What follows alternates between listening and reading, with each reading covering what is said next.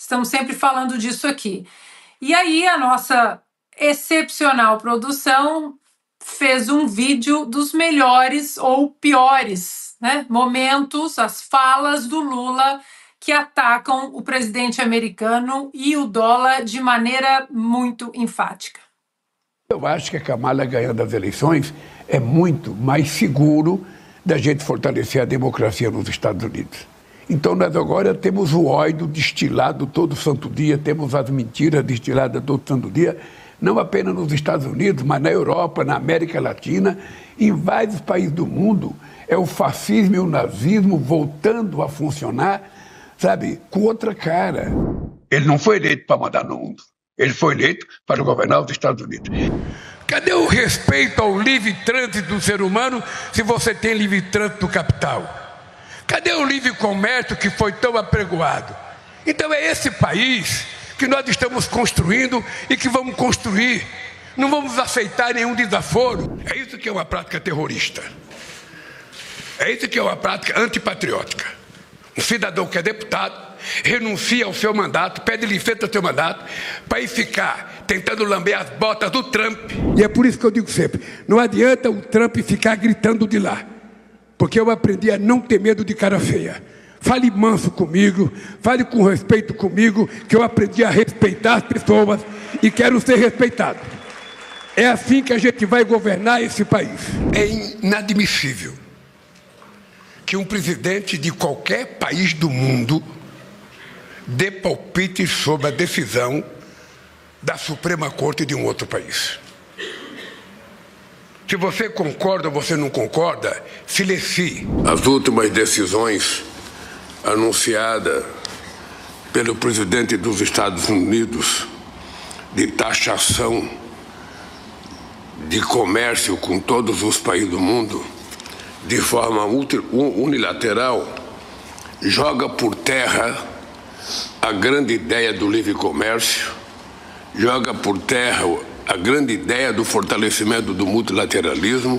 Você veja que os Estados Unidos quer processar o Alexandre de Moraes porque ele está querendo prender um cara brasileiro que está lá nos Estados Unidos fazendo coisa contra o Brasil o dia inteiro.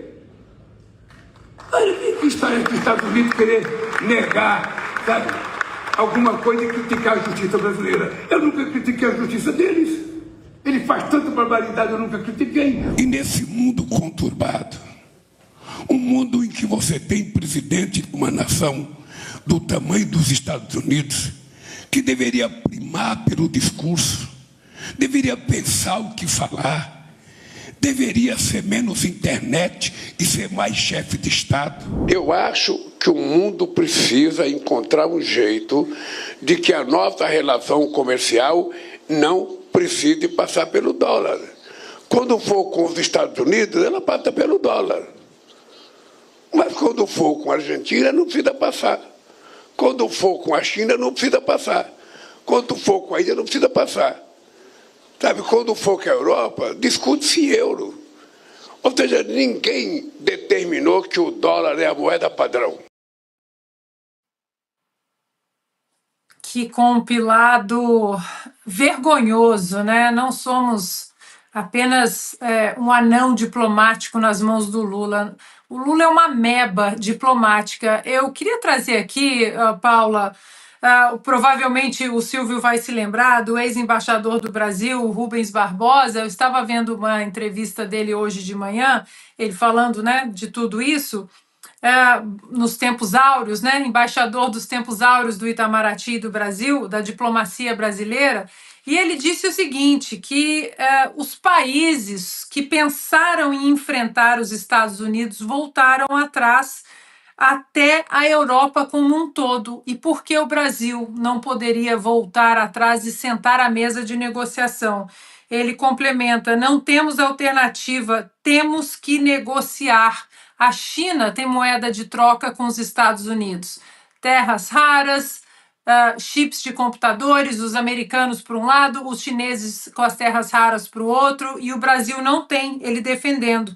E lembrando que a China também, né, é o maior parceiro comercial dos Estados Unidos, que a China não vai simplesmente, cegamente, fechar os olhos e ficar ao lado do Brasil.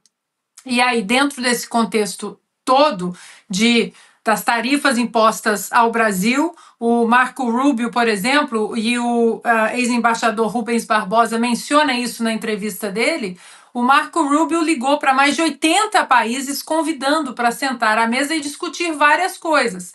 E já que estamos falando de Marco Rubio, hoje uma outra notícia que foi bastante vinculada aqui nos Estados Unidos foi o ato das sanções aplicadas pelo Departamento de Estado dos Estados Unidos, através do secretário Marco Rubio, a um membro da ONU. Sim, ontem ele postou o seguinte: hoje imponho sanções à relatora especial do Conselho de Direitos Humanos da ONU, Francesca Albanese, por seus esforços ilegítimos e vergonhosos para incitar a ação da Corte Criminal Internacional contra autoridades, empresas e executivos americanos e israelenses.